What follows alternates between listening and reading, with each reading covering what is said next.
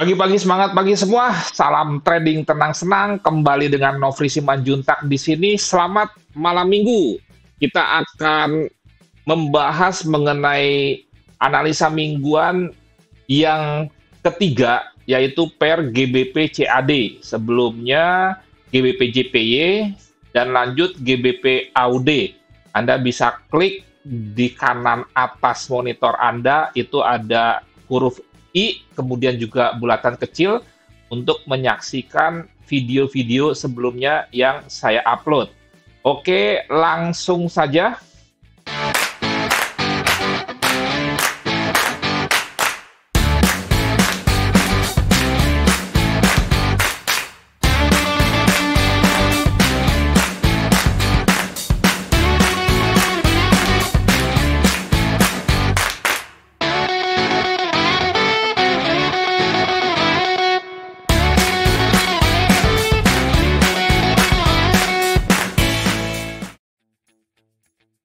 Sebelumnya saya informasikan dulu, kalau Anda ingin menonton video-video saya yang lain, Anda bisa ke youtube.com/c/nofrisubman/playlist, di mana ini sudah saya susun secara teratur dalam bentuk playlist-playlist, dan Anda bisa menontonnya secara berurutan dari mulai mindset dan psikologi ini, kemudian juga time management, money management, kemudian juga masuk ke tentang Dow teori, trend, selanjutnya support and resistance, kemudian trading tanpa indikator dengan chart pattern, trading tanpa indikator dengan candlestick pattern, dan ada juga mengenai beberapa metode trading. Selanjutnya ada video-video trading tentang cryptocurrency, becoming a cryptopreneur, ada juga mengenai analisa fundamental, lanjut ke analisa mingguan. Sekarang sudah dibagi forex sendiri, kemudian gold sendiri, dan lanjut cryptocurrency, serta saham. Sehingga kalau benar-benar Anda bisa belajar mandiri, maka ini merupakan sebuah hal yang baik untuk Anda tonton berurutan, jangan di-skip-skip, sehingga sebetulnya paling tidak Anda paham dan bisa melakukan trading dengan aman, nyaman, menyenangkan, menguntungkan sesuai dengan konsep trading tenang-senang. Lanjut, kita GBP CAD dimulai dari analisa fundamentalnya dulu.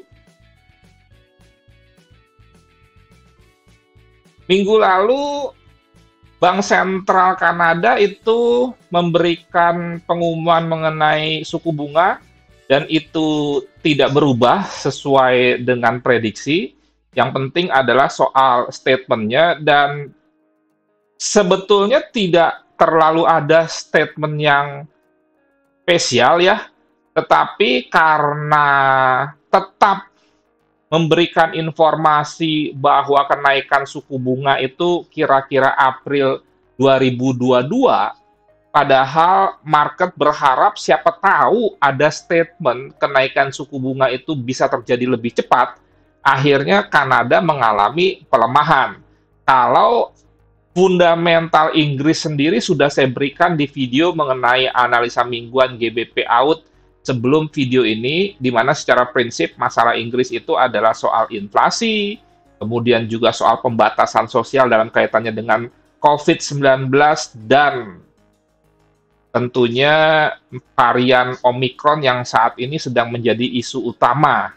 Sebetulnya varian Omicron ini memang dikatakan lebih cepat menular, tetapi katanya gejalanya lebih ringan dibandingkan dengan varian-varian sebelumnya. Nah, masalahnya kalau masyarakat panik tuh kadang menjadi kurang menggunakan logika sehingga terlalu takut, dan itu berdampak kepada tentunya ekonomi, apalagi jika dilakukan pembatasan-pembatasan yang terlalu ketat.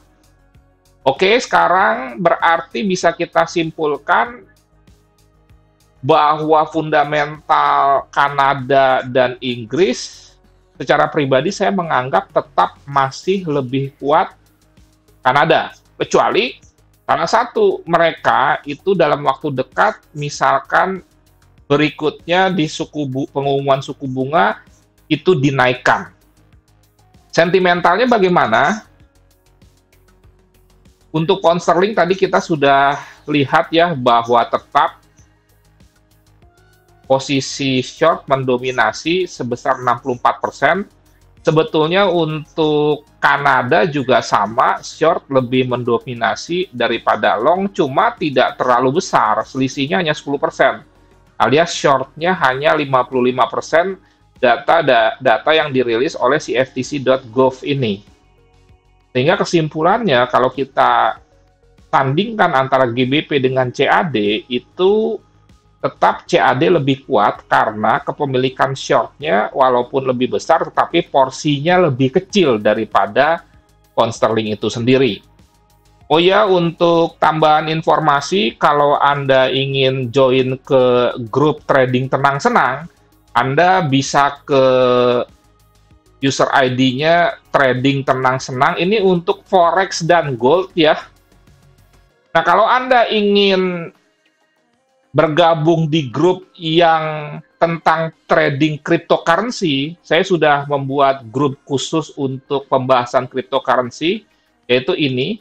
Nama grupnya itu TTS Crypto. Kriptonya pakai bahasa Indonesia, TTS-nya sesuai dengan konsep trading tenang-senang, trading yang aman, nyaman, dan menguntungkan.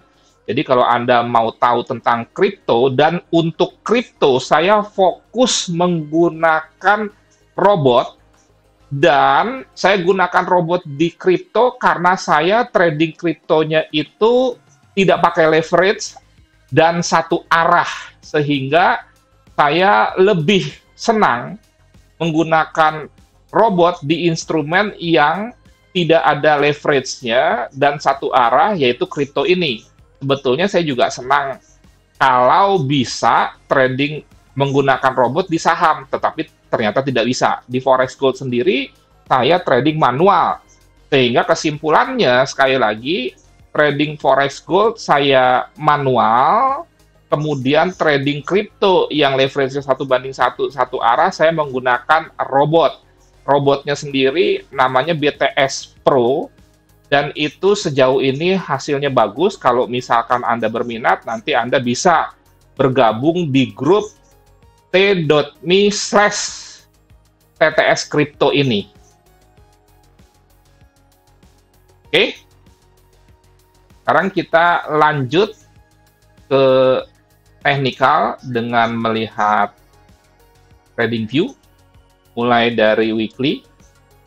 Nah, kalau Anda perhatikan, ini merupakan sebuah area support yang sangat kuat ya. Beberapa kali diuji tapi terus-menerus bounce alias gagal breakout ke bawah.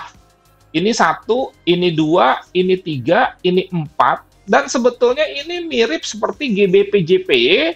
Silakan Anda simak di video saya sebelumnya. Kemudian juga ini bisa kita masukkan dalam pola yang disebut dengan bullish pin bar. Tapi bisa saja Anda tidak setuju ya. Kalau saya ini bisa masukkan ke bullish pin bar karena ini kaki panjang dan ini sudah mendekati dari open-nya. Nah itu. Tapi kalau nggak setuju nggak apa-apa, dasarnya ini saja nih, dia terjadi bounce di sini. Sehingga arahnya untuk long term masih besar untuk dia bullish atau uptrend. Nah, kemudian bagaimana dengan D1-nya sendiri? D1-nya ini Fibonacci di wave terakhir, ini wave-nya wave turun. Dan kalau kita bicara tren di D1 sendiri, memang dia turun atau bearish, sehingga naik itu koreksi dan peluang kita untuk melakukan aksi sell. Dan ini sebetulnya masuk area sell ya, karena di sini ada bullish engulfing, kemudian di sini breakout, bahwa kalau di sini bullish engulfing berarti ini area demand, Dan area demand yang di breakout itu sama dengan support and resistance konsepnya, karena supply and demand bagian dari support and resistance. Sekali lagi, kalau area demand di breakout, maka dia akan menjadi area supply. Jadi terjadi switching, dan ini berarti area kita untuk melakukan aksi sell di daily. Apalagi di sini juga ada EMA 10. Kemudian di sini juga sudah terjadi koreksi sampai ke level 50% dari Fibonacci wave terakhir yang saya tarik dari kiri ke kanan, yaitu dari sini ke sini. Karena dia menurun, berarti kiri ke kanannya kita tarik menurun. Sekarang di H4, minggu lalu kita merencanakan aksi sell di sini, dan memang trennya turun. Nah, kemudian kalau dia tertahan di sini, kita akan melakukan aksi buy itu sebagai bentuk koreksi, dan dia breakout di sini, sehingga kita tidak jadi melakukan aksi sell.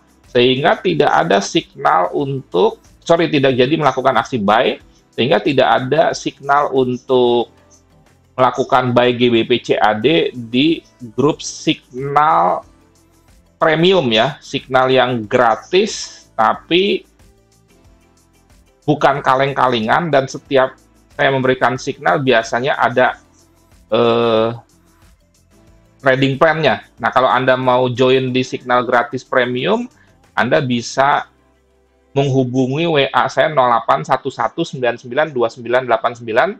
Sekali lagi saya ulang, WA 0811992989. Ini gratis, benar-benar gratis, alias tidak ada biaya, tapi ada syarat dan ketentuan. Silakan hubungi saya, dan Anda nanti kalau misalkan sudah join, akan dimasukkan ke channel khusus yang kalau bukan member orang tidak bisa. Di sini, channel signal gratis premium. Oke, lanjut. Bagaimana kira-kira plan kita untuk minggu depan? Masih mengikuti area sell buy sebelumnya, di mana tidak saya hapus. Anda lihat di sini ada yang disebut bearish engulfing, sehingga ini menjadi area supply. Dan kalau kita mengikuti Fibonacci dari D1 tadi, yaitu dari sini ke sini, ini juga ada area yang disebut dengan 61,8% nih di sini. Di sini juga ada EMA 200, dan kita lihat dulu ini apakah masih berfungsi. Oke, ini masih berfungsi. Ini kan yang disebut dengan symmetrical triangle, ini di breakout. Dan kalau symmetrical triangle ini sebetulnya dia di breakout ke bawah, Anda tidak langsung entry sell, tunggu di mantan support yang di breakout ini akhirnya jadi resistance, jadi bisa di sini. Hingga di sini sebetulnya berkumpul nih, ada bearish engulfing, kemudian juga ada EMA 200, kemudian ada Fibonacci 61,8 di sekitar 1.6927 ya, sehingga kira-kira forecast map-nya kira-kira seperti ini. Ini paling tidak ke sini dulu nih. Walaupun tetap ada potensi ke sini ya, ke sini. Stop loss-nya 40 pip di atas EMA 200. EMA 200-nya nilainya berapa? Saat ini 1.6937. Jadi sekali lagi, sell di area ini sekitar 6927 sampai 6930, atau sampai dengan EMA 200 ini, boleh sell limit, boleh sell konfirmasi, market execution, menunggu reaksi, masing-masing ada risikonya. Kemudian SL-nya 40 pip di atas EMA 200, TP-nya sekitar sini, Fibonacci ini, atau juga boleh di sini.